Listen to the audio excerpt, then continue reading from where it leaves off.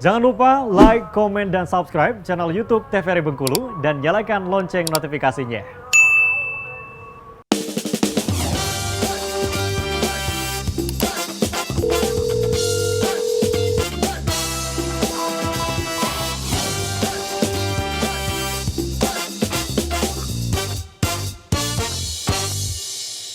Ya pemirsa, kembali lagi di Dokter Kito, bersama kita sehat. Tadi sempat dijelaskan oleh Dokter Junia bahwa penyakit cacingan ini ada beberapa peningkatan di daerah-daerah yang mungkin masih minim akses tadi ya dok ya. Seperti jamban yang mungkin belum terpisah dari rumah masyarakat gitu ya, atau lingkungan yang masih bisa tergolong tidak higienis tadi.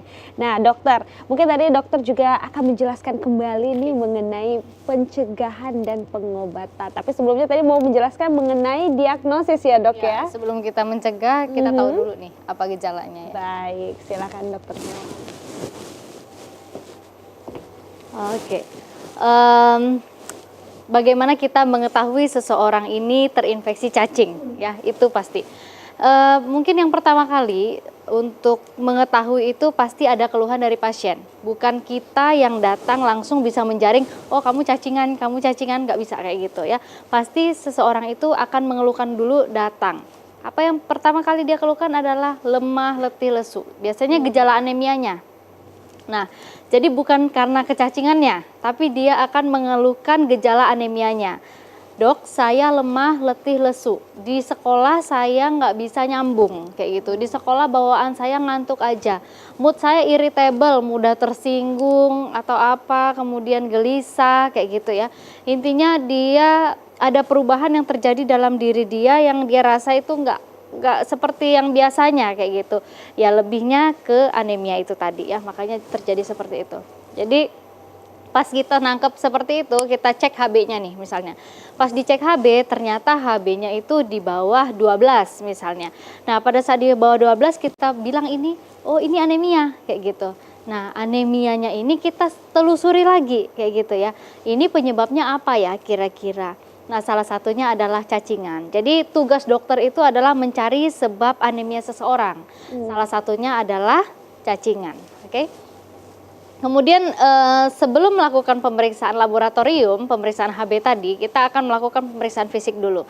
Apa yang kita lihat pertama kali kalau keluhan seperti itu, yang pasti yang pertama kita periksa itu tanda vital ya. Tanda vital itu seperti ya nadi, nafas, tensi, seperti itu. Kalau itu sudah semua, kita lakukan ke pemeriksaan fisik, mulai dari ujung rambut sampai ke ujung kaki. Nah, kemudian yang paling kita nilai itu yaitu di daerah konjungtiva ya. Kita lihat apakah anemia atau tidak. Jadi apakah di sini pucat atau tidak, seperti itu. Dari sana kita bisa melihat, oh anak ini benar pucat. Jadi dari keluhannya sesuai nih, lemah letih lesu, pada saat dilihat dia konjungtivanya anemis, kemudian dilihat lagi peredaran darahnya. Ternyata di kuku-kukunya itu juga biasanya pucat, tidak ada apa, biasanya kalau kita ya merah kayak gitu. Nah, kalau dia lebih ke pucat. Kemudian kita lakukan konfirmasi dengan laboratorium, kayak gitu. Nah, makanya di sini ya diagnosis itu dimulai dengan pemeriksaan fisik. Jadi dari keluhan kita lakukan pemeriksaan fisik. Tapi ada juga nih keluhan, itu tadi kan kalau keluhan yang lemah letih lesu ya, itu cacingnya nggak kelihatan nih ceritanya. Tapi ada pasien yang saat-saat ini nih lebih sering, dokter ini apa ya dok di bawah kulit saya, kayak gitu. Apa pas kita lihat dia bentuknya itu biasanya dia di bawah kulit, dia beralur kayak gitu. Dia halus dan beralur kayak gitu. Nah, kalau seperti itu biasanya itu tidak lain tidak bukan adalah cacing tambang yang bisa masuk lewat kulit ya. Itu makanya kenapa tadi nanti ini berkaitan dengan pencegahan kayak gitu. Kalau kita tahu cacing tambang hidupnya di mana, di tanah.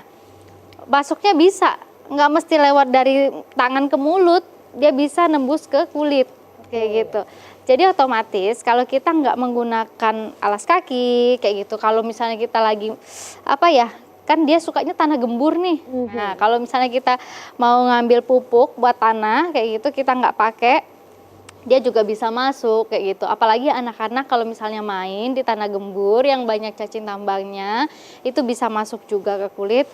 Nah, itu biasanya akan datang dengan dokter, ada apa ya ini di bawah kulit saya? Ini pindah, kemarin di sini, sekarang udah jalan ke sini dok, terus udah jadi 2 dok sekarang, gatel banget dok. Nah itu biasanya adalah cacing tambang yang bisa masuk ke bawah kulit. Nah kalau yang lemah letih lesu dia nggak kelihatan karena cacingnya ada di dalam, di usus, apa yang kita makan dia makan kayak gitu. Jadi intinya nggak terserap dengan kita, terseraplah oleh cacing, makanya timbullah keluhan anemia tadi ya. Dia biasanya akan kita periksa melalui tinja. Apa keluhannya? Selain itu, biasanya dokter kalau malam, mohon maaf ya, anus saya gatal. Dia bilang kayak gitu. Karena apa? Siklus cacing itu hidupnya di malam hari kayak gitu. Jadi dia pada saat malam dia akan keluar dan dia di muara anus itu dia bergerombol. Kalau orang dulu tahu kan apa minyak goreng, ditaruh di sana dia lengket. Jadinya pas pagi-pagi dilihat udah banyak cacing warna putih-putih kan, pita-pita kayak gitu. Nah makanya kalau kita sekarang udah pakai obat, jadi cacingnya dimatiin dulu, nanti keluar lewat anus. Jadi makanya kalau dulu sampai sekarang gejalanya nggak berubah, khas. Biasanya gatal di anus pada malam hari kayak gitu. Makanya kan kalau lihat anak-anak dikit-dikit garuk pantatnya kayak gitu. Nah itu biasanya bisa jadi ya. Apalagi kalau kita tanya, minum obat cacing nggak setahun ini? Nggak minum, kayak gitu. Nah itu biasanya salah satu penyebabnya. Kemudian diagnosis cacingan dimulai dari pemeriksaan fisik bertujuan untuk mendapatkan informasi tentang kondisi. Kemudian tenaga medis menemukan sampel cacing. Itu tadi kita periksa nih di tinjanya. Mohon maaf, kita tampung tinjanya, kita bawa ke laboratorium, kita periksa di tinjanya, ditemukanlah cacing seperti itu. Makanya kita tegakkan cacingan.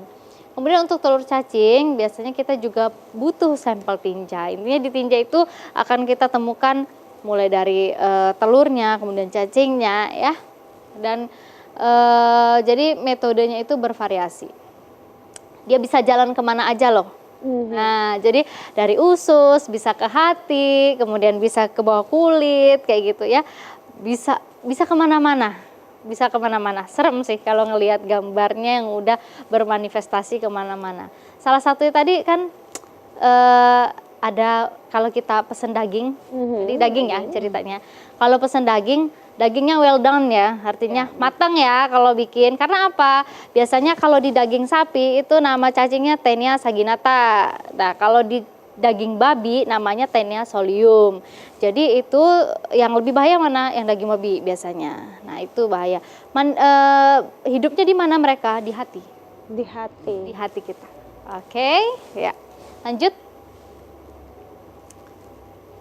Jadi macam-macam. Jadi kalau kita misalnya mau lihat, ya lihat aja dulu ya dari keluhan dia, kemudian kita periksa fisiknya, kemudian kita konfirmasi dengan laboratorium.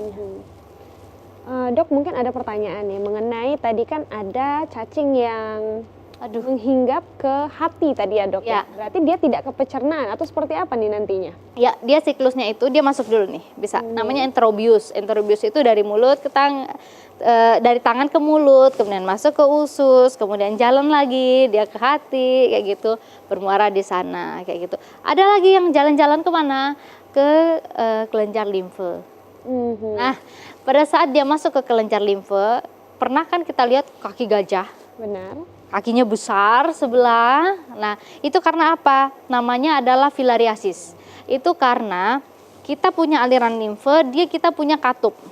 Ya, ini aliran, ibaratnya di sini katup. Di sini cacing-cacing itu bermuara membuat sumbatan sehingga aliran limfe itu tidak kembali lancar, terjadilah pembengkakan di sana, namanya kita sebut dengan filariasis.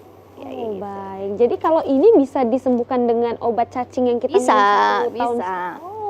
Tapi bukan setahun sekali ya. Setahun sekali itu adalah pencegahan. Kalau pengobatan nanti beda lagi. Kita punya regimennya sendiri kayak gitu. Oke? Baik. Oke.